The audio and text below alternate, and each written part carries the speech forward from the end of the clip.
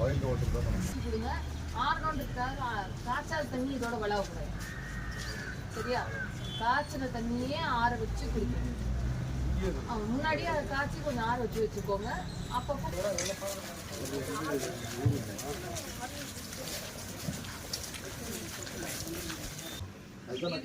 இது ஏன் சம்பு அலோவ் பண்றீங்க? ஓஎஸ்டி நல்லா ஹைட்டா தான் இருக்கு. நல்ல பிரஷர் இருக்கும்.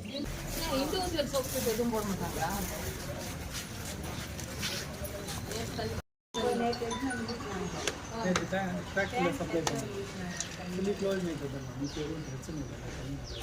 சரிம்மா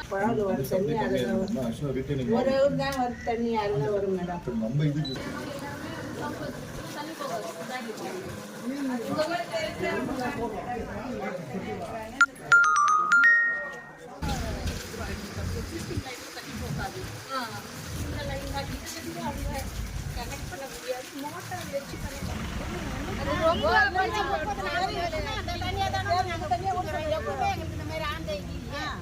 எப்பவுமே ஆனது இல்லைன்னா எல்லா நாளும் ஒரே மாதிரி இருக்குமா? வெயில் காலம் மழை காலம் மாறி வரும்.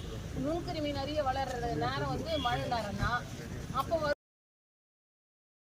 பஸ் ஸ்டாப் இல்லை, எங்க வாழா கலந்து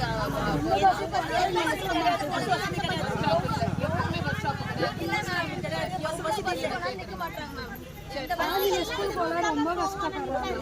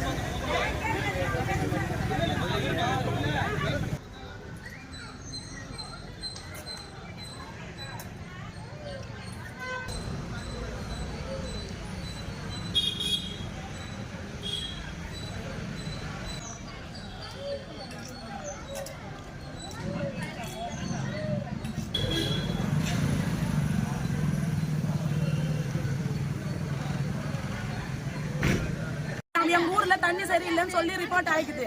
செக் பண்ணிக்கிறாங்க. சரி, செக் பண்ணி வர வரைக்கும் டேங்க் தண்ணி விடுறாங்க. டேங்க் தண்ணி எடுத்து வந்து எங்களுக்கு ஒழுங்கா சப்ளை பண்ணல.